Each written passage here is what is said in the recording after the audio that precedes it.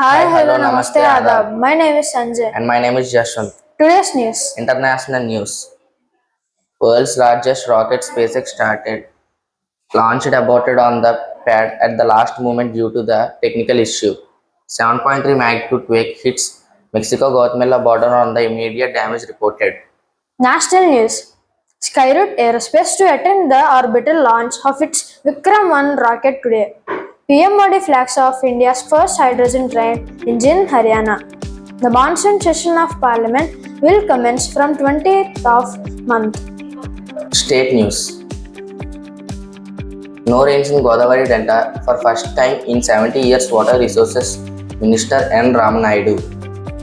AP Sriharikota set for historic Vikram 1 launch today. Sports news. In football, Argentina and Spain to compete in the FIFA World Cup Final on Sunday. US President Donald Trump to attend the FIFA World Cup 2026 Final. In cricket, India to play third ODI against England at Lord's tomorrow. Thought of the day. Luck favors those who work hard. Today's GK question. Do you know, friends, what is the capital city of Odisha state is?